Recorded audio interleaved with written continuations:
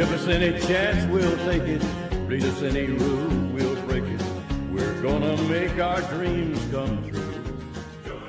Welcome to After Night, a podcast about 8 seasons in a row. I'm Mr. Fernandes, and I am Christopher Jayawardena. Hello. well, we're pleased to announce that CBS has finally done something with the streaming rights to Laverne Shirley. Just this week, they started broadcasting the show in its entirety run-wise on their Pluto TV network, which is a virtual network of channels that stream programming 24 hours a day. Laverne Shirley is on the Happy Days channel, which they're obviously sharing with Happy Days and with Mork Mindy. Really huge breakthrough for the show, and I like some of the things they're doing, and I don't like some of the things that they're doing. But this is great news. Y'all can go to Pluto.TV. If you want to watch a channel, you can do it for free. It is advertising supported. It is official. It is created and run by CBS, so you don't have to worry about any viruses or illegal streaming charges or having your internet throttled, because it's all supported by commercials and all officially licensed by them. Yeah. And as far as we've seen, it appears to be these are the DVD edits. So we've confirmed on a couple of episodes that some of the syndication edits as well as the DVD edits for music rights seem to be in place on these versions. Unlike what we've heard that the MeTV versions have had a couple of the syndication edits, but without some of the DVD cuts, correct? Mm-hmm. Exactly. On MeTV, for instance, you can see the version of Oh Hear the Angels' Voices with Edna's number intact.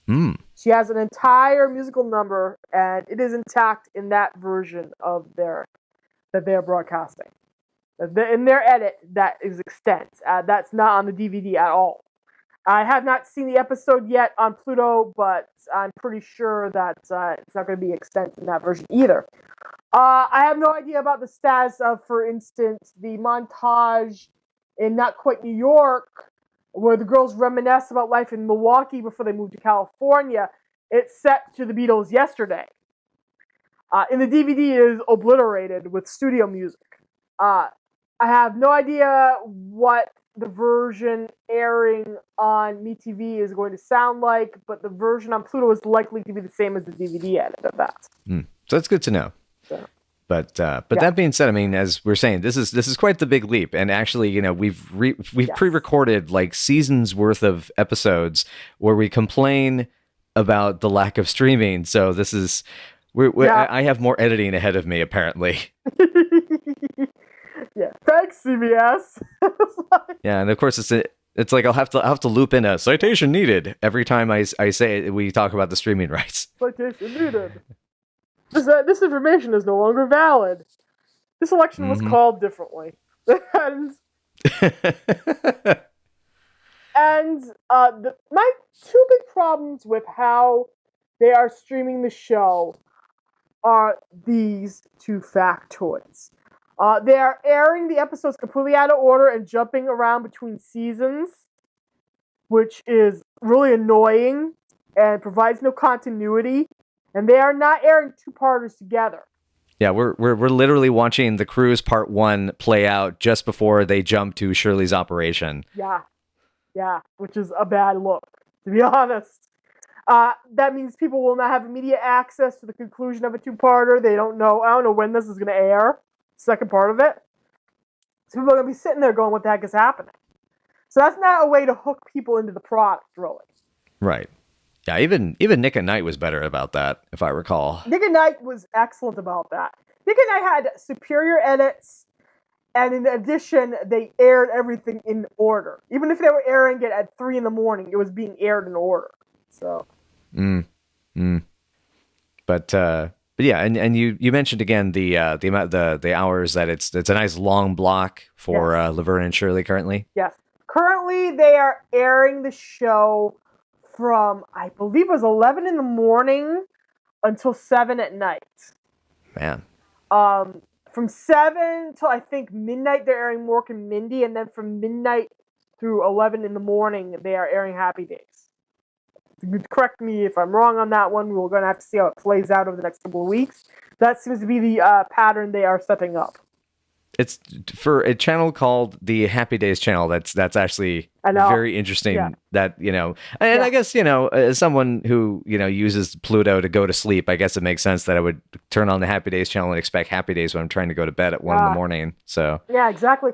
The funny thing is that is what they're doing. And on top of that, Laverne Shirley does have the prime slot on this channel at the moment. Yeah.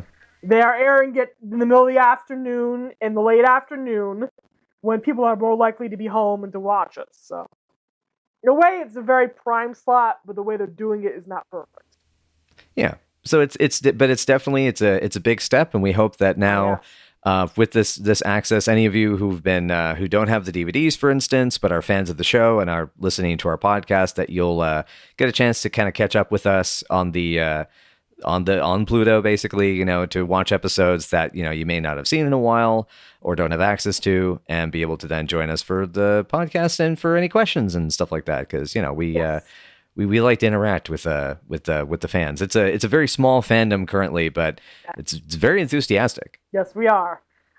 Come join us. Have fun with us. Watch it. Yep.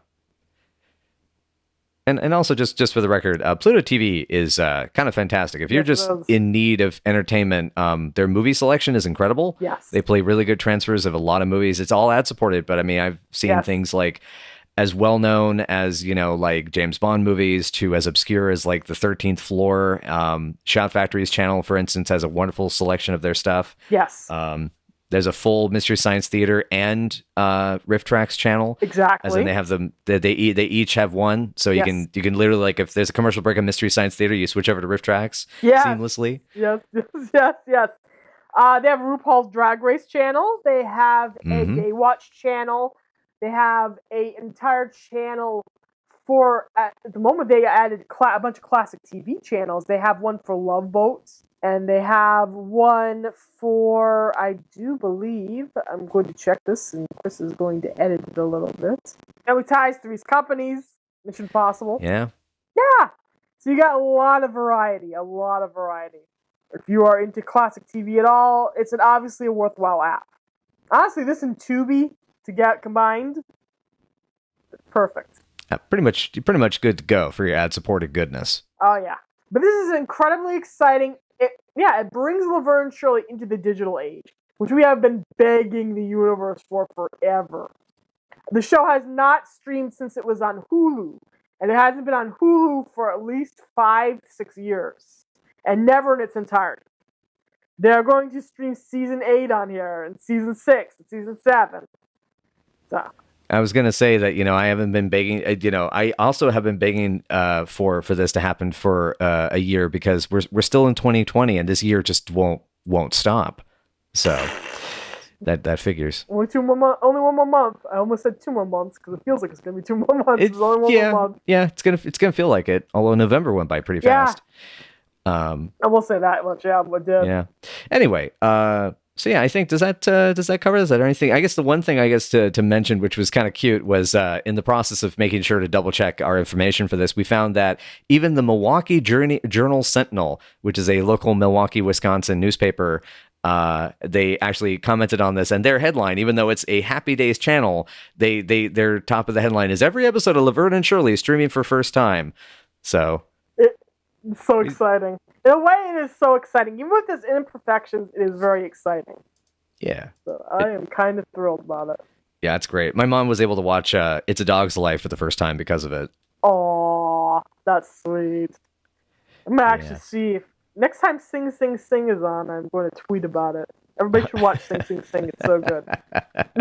Gee, I wonder why. I remember that was one you used that to entice me to get into the show in the first place. Yes, I did. Did it work? It's about 9 months later, so I think yeah. Entire children have been born, along with many podcasts. Oh God, isn't that the truth? Anyway, so we'll get back to the meat of our episode, but yeah, we just want to make sure to give this pretty cool update on this episode. Yeah, yes, we are overjoyed and yet annoyed and yet delighted. Let's put it that way. We are very happy this is happening, and we hope you guys check it out. You can check it out for free. Yes. Anywhere. You can put it on your Roku. You can put it on your phone, Android. Anything you want, you can watch this channel from. And watch it directly from your browser. So this makes the show incredibly accessible to anyone who's ever been curious about it. Yeah. And also you can bug your friends about how cool Pluto is. And say it's like, oh, did you ever see this crazy wild film from Asylum Movies where they did a ripoff of a monster film by putting a big snake on a plane? Did you see that one? And they could be like, no. You could say, yeah, well, you should watch the Asylum channel on Pluto like me because I'm cool. Mm-hmm. I don't know why that sounds like a Bob's Burgers bit. Anyway, I'm done. Oh my God. Everything should be a Bob's Burgers bit. Everything in life should be. Anyway. We're here with the season 2 episode, Playing Hooky, directed by John Thomas Lennox and written by Barry Rabinowitz. I bet you get some facts about them. Don't you, Chris? A little bit. So John Thomas Lennox also wrote the previous episode we watched, the clip show, anniversary show, birthday show, and also has been responsible for a couple more episodes, and he has a few more, I believe, on the way as well, and was mostly a unit production manager rather than a director, but he did sometimes fill in here and there. As for the writer, Barry Rabinowitz, he also worked on Bachelor Mothers and was commonly kind of like a Happy Days writer, and then did 6 more episodes ahead of, he has 6 more episodes ahead for Laverne and Shirley. My notes are kind of written very weirdly. Apologies. As before, I think we pointed this out, but the writer for this episode also worked on 1 episode of the League of Their Own TV series in 1993. So that's a nice little detail. Yeah. And this is what happens during the episode. The girls' plans for a fun day out are quickly ruined by a bright child, an amorous Frank, and a pair of vice cops. When they find themselves cuffed and collared, what do you think of this episode? This, there's a lot of wild, fun stuff in this. This is one of those great, like, when you break your normal routine, and then all this weird stuff kind of keeps happening. This is a wonderful, I guess it's a wonderful hijinks ensue kind of episode. Yeah. This is one of the show's more legendary physical comedy episodes when it comes to the monkey bar stunt, when it comes to the whirligig stunt where they're on this thing and the kid's pushing them around, push them out, they can't get off. There's a lot of really like little fun minor things in it, a lot of big stunts. I think probably my favorite part about this whole episode is that they actually made merchandise in this episode. There is a jigsaw puzzle you can put together of the girls hanging off those monkey bars out there. You can look for it out there. Oh, wow. Guys. Now that I think I've seen that in the wild. Yes. I'm glad you pointed that out because it was super familiar. I was like, why does this shot look familiar? And I mean, I live in Portland and, there's a lot of vintage stuff at stores. So, it's completely within the realm of possibility that I think I've actually seen this. Yeah. It definitely existed. It definitely happened. Gosh. I love that Shirley has these really elaborate plans for the day. They're going to have this great time. And Laverne just wants to, keep it small, basically. Mm-hmm. She wants to have a smaller, quieter thing. Shirley's like, we're going to meet our destiny. We're going to find great guys. We're going to go out there and seize the universe. And I love that is just a microcosm of who they are as characters. Once again, you get this feeling that this is who these 2 girls are. Right. One of them's going to dream big. One of them's just going to try to keep it safe. Not because of keeping it safe is what she wants, but keeping it safe is just life has taught her that keeping it safe and doing the smaller thing and handling the crap, managing the crap as it comes to her is the thing to do. Because if you dream, things happen, terrible things. Yeah, exactly. Yeah, the dichotomy of their personalities is on display. And I think what's interesting is both of them kind of are proof. It's, because it would be a case of if these divergent perspectives, and yet they're both kind of proven correct by the conclusion, which I thought was kind of cute, that they do get into some chaos. So having a normal, modest day probably would have been the better, is kind of the better way, but they get a little bit of that. And yet at the same time, despite, realizing that these guys are vice cops, they're at least the older one, thankfully, is more forgiving and actually is kind of more of like, don't worry about it. They're good girls. And, let's just, why does the party have to stop? Let's just have fun. Yeah. Basically, if they had gone to all those lengths, they wouldn't have basically a date with these two guys who have to end up begging on their knees for forgiveness for accusing them of being prostitutes. Right. Daytime hookers, mind you. Daytime hookers. Yeah, which, yeah. And I love how the cop knew that they weren't. There was a couple of nice girls just on their day off, and the rookie is such a moron. He's like, I wanted you to figure it out. I love that way. Cindy Williams gets a lot of one-word delivery lines in the season. The way she says lures in this episode is fabulous. Mm-hmm. You lured us, lures. That always cracks me up, along with Penny's delivery of the line, "You broke my fudgicle." Oh, the fudgicle. That's so cute. Fudgicle. Yes. Fudgicle. Fudgicle. Yeah, that's legendary. That is one of the more legendary exchanges in the series. It is. We got a lot of good stuff in this episode. Yeah, and also on the Shirley note, I love Cindy's man voice. To hello, this is Shirley Feeney's father. God, I wonder what it's going to be like when we meet, if we get a chance to meet Shirley's dad, just to see what the comparison, who is she trying to imitate? Yeah. Oh, that's coming. No, that's coming up. No. Okay. Soon. Yeah, but it's exactly, there's so many little bits from her. There's a lot of, I think as we're going through this amazing run of the show where the spark and chemistry between Laverne and Shirley, between Penny and Cindy, is just really clicking on all cylinders, like episode to episode. And this one, I love that this one it's way more physical, as you were pointing out. The monkey bars bit is hysterical. The seesaw, just their timing and things like that. And even the charades game, which is, is good. It's good stuff. I actually have where's my note here that says about that, it's like, why I always am, I want to point this out. Why is it that charades in romantic comedies always gets really weird? Like, why can't it be that there's something like a game of Twister revealing who's the shapeshifter in the room? Well, eventually the girls are going to play a game to tell the truth with their friends. We'll get to that. It's good. It's a really good episode down the line.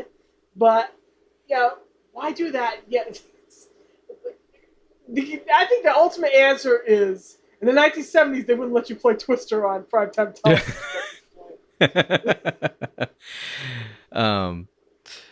But yeah, it's cute. It's a really cute episode. I especially love that as soon as the guys start walking, I think I called this out when we were watching the episode together. It's like, those guys are cops. They have got the cop walk, Yeah. You're like, oh man. And the little, and that devious little girl, Melissa. Oh. Yes. She's the best. I thought she was someone who she wasn't. But we had to look up the IMDb credit for her. So we had no idea who she was. But she is fabulous. She is so good at being malevolent. She's just great at her I wonder work. if somebody out there has done a crossover fanfic where that turns out to be the girl with the ice cream cone and Assault on Precinct 13. Nope. Not as far as I know. That's hilarious. That's kind of if you know the movie I'm talking about out there, folks, I apologize. That's kind of cruel, but I don't know. I don't know.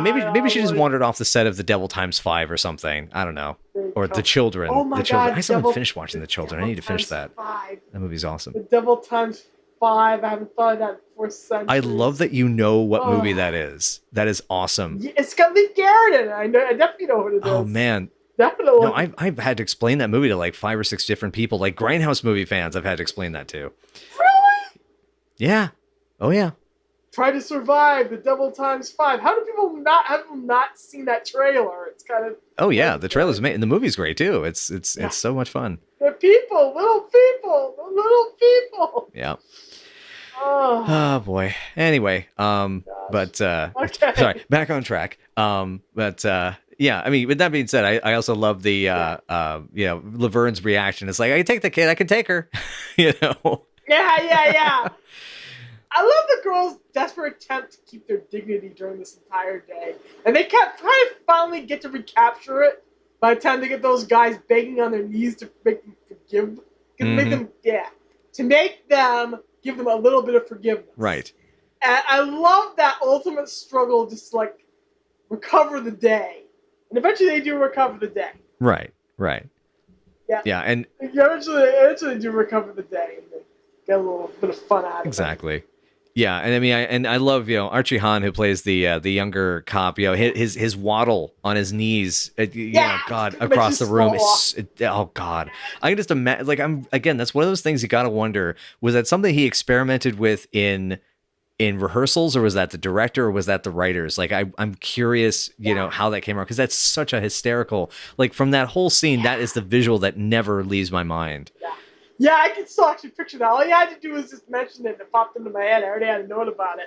It just says impressive squat walk in my notes. That's all it says, but it's memorable. Yeah, his hands are down, so he's not Zoidberging, but he's getting there. Yeah, it's a quasi Zoidberg. Yeah, a Zoid. A Zoid without the berg. Yeah, the berg. Forget the berg. Yeah. Forget the berg. Why not full Zoidberg? God, and I still, it still gets me like the little bits of dialogue, the way they develop the that whole arc of the prostitution, because the guy wants them to be either students or married women. Yeah. I mean, it was just like you know. Yeah, and then they basically kind of entrap them. Oh yeah. So it's like it's not gonna get them an actual conviction. Mm-hmm. So they have to kind of dig their way out of it in a way. Mm-hmm. I love Frank's little tiny bit in here, and the fact that he actually uses the girl's apartment as a Vodio Do palace, so to speak. Yeah, which is gross in a lot of ways, but at the same time, I mean, hey, Frank fucks. All right. God, you directly said it. This becomes a plot point later in the show, kids. Just wait for it. It becomes a plot point. Wait for it. But I mean, hey, in his defense, she came there to fix the phones. Yeah, fix the phones and drink his wine. Apparently, it's wine that tastes terrible. Yeah. Just from the girl's reaction to it. Yep. I love Laverne's horrified reaction. Is she gonna be my new mommy? I know, her delivery. Oh, it's so adorable and kind of sad. Yeah, it's just like the horror of coming home to your apartment in the middle of the day, and he thinks you're not going to be there, and you come home to him trying to seduce this woman. Mm-hmm. Boffo. Totally boffo. Yep. Yeah, and I love it, and I love his like, well, why can't you take him to your place? Like, I don't want anyone to know where I live. What are you, crazy? It's God, Frank, wow. We have neglected to mention the Lenny and Squiggy portion of this episode, and it's fabulous. Yes, it is. It is fantastic. It's like what my notes here. I gotta scroll back up. Is the there it is. Yeah. Well, right. It's I must come up with some sort of short disease. You mean like short man syndrome? Something awful. Something wretched. Hello. Wow. Hello. And but it's Tuesday. The world works on Tuesday. Yes. Yeah. There's a lot of great Squiggy lines here as he tries to talk the girls into driving him to work. And then it turns out that they're going to go deliver beer to a burlesque house. And Lenny decides to wear his best Sunday suit and take a camera. Right. Oh, and then Squiggy has the best line in the episode. I mean, what would you take to a burlesque? A toaster? Yeah. And then Squiggy says it looks like he's going to whip out a subpoena. And just let that double entendre, quasi-double entendre, wash over you. I mean, hell, even the other one that also was the fry some fish euphemism also was not lost on me either. Yeah.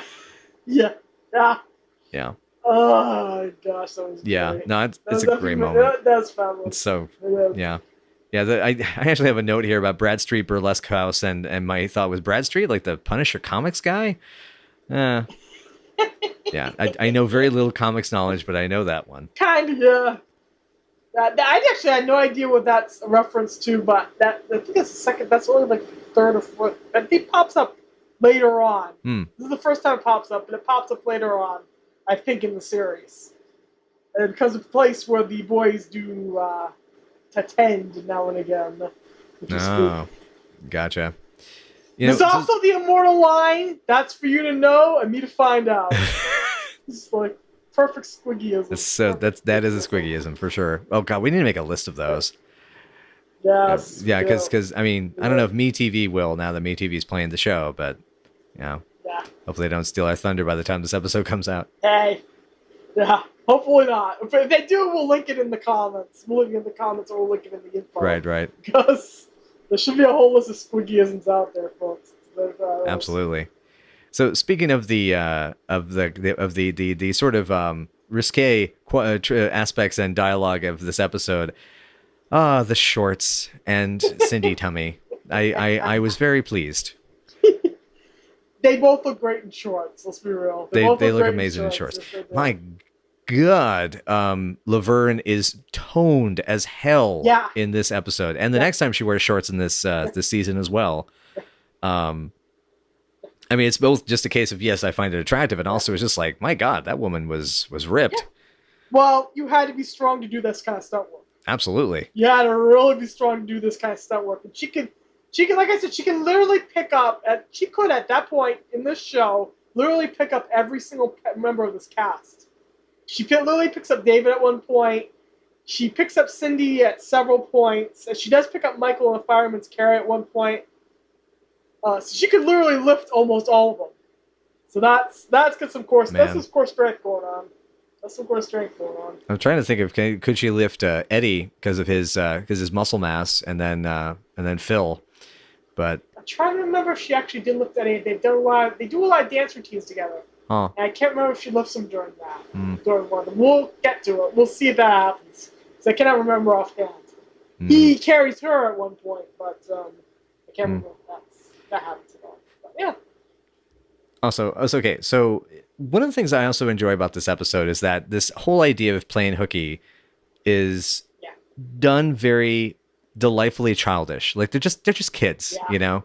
Yeah. Even the way they're dressed, the fudgicle thing, Squeaky Shirley on the monkey bar. It's like, what am I? What am I? E. And it's so cute.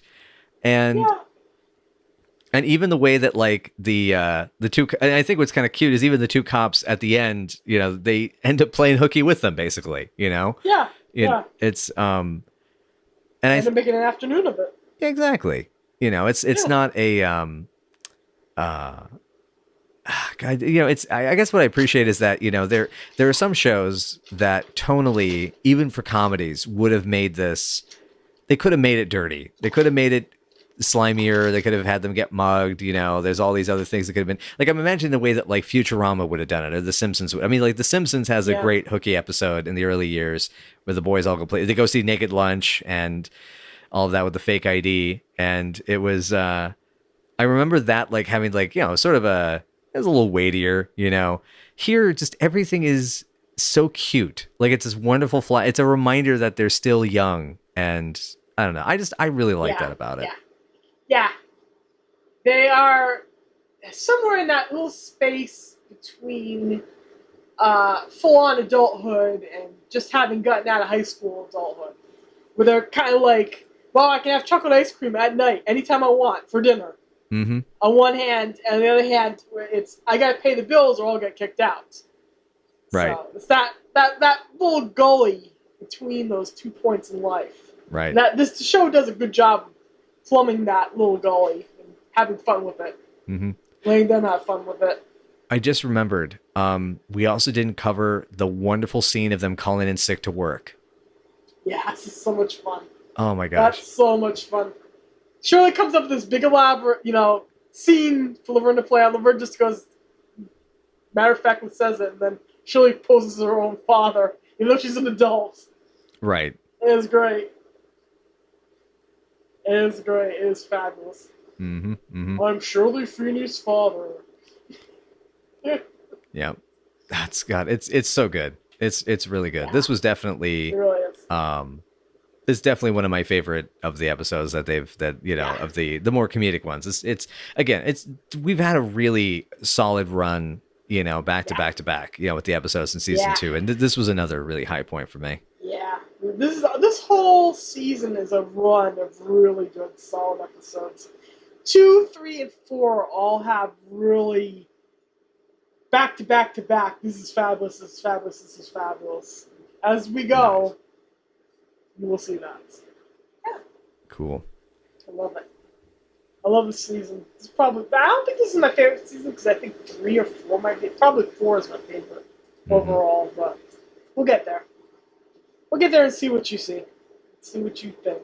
Yeah. Well, yeah, we'll get there as we get there.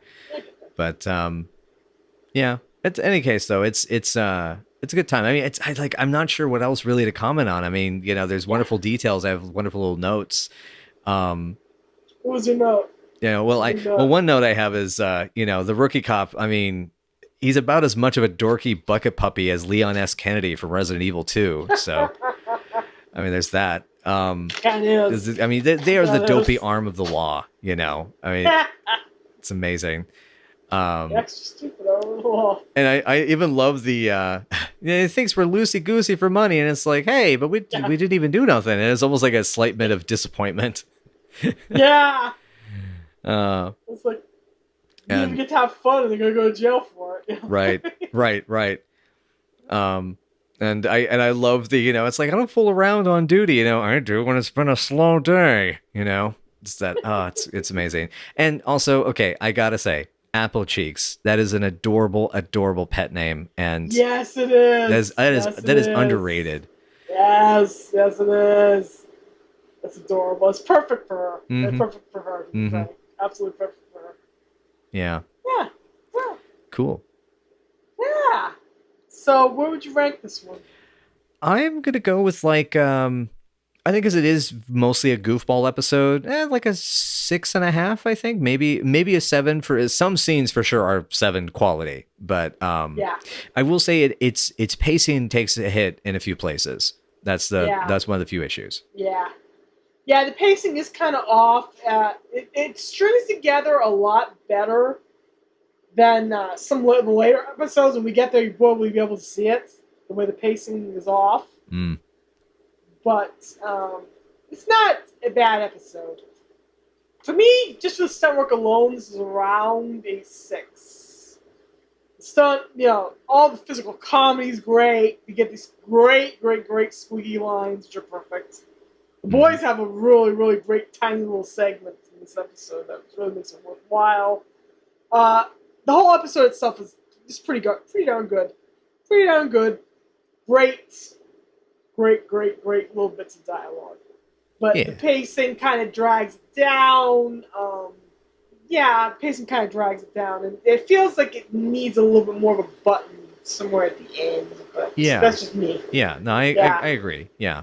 Like it needs, I almost kind of wonder if they could have it would have been awesome to have like a tag scene with the little girl, Yeah. Suddenly, like it turns out that she lives in the building or something. Yeah, that would be funny. That would be really funny. She keeps like doing ding dong ditch or something with him. Yeah. Oh. We can handle this child with total control. Ding dong, I'm gonna kill her. Picture it. Yep. Oh man. Yeah, there's just exactly. It's like it's one of those, I think I think what it is they put the time into the physical comedy, and the and some of the takes with the dialogue are rather long. Like they have to deliver a lot of lines and a lot of blocking in one shot. So I think that was where their emphasis was going, and that's understandable. So yeah, but yeah, okay. So like 6.5, 6.5, yeah, cool. Yeah. That's about right. Awesome. That is absolutely about right. Groovy Dooby McScooby. All right. Well, I guess with that, everybody, thank you so much again for joining us for another episode of Night After Night. If you'd like to join us for watch-alongs and other things like that and get in touch with us on the internets, you can reach us at Night After Night PC on Twitter.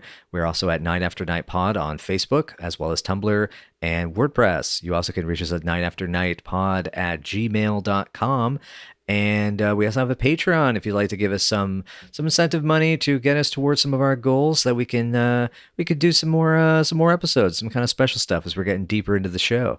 In any case, though, if you feel so inclined to give us a little support, that'd be awesome. And if not, well, we just appreciate you being here, and we appreciate that you're joining us for this good time with the fun times.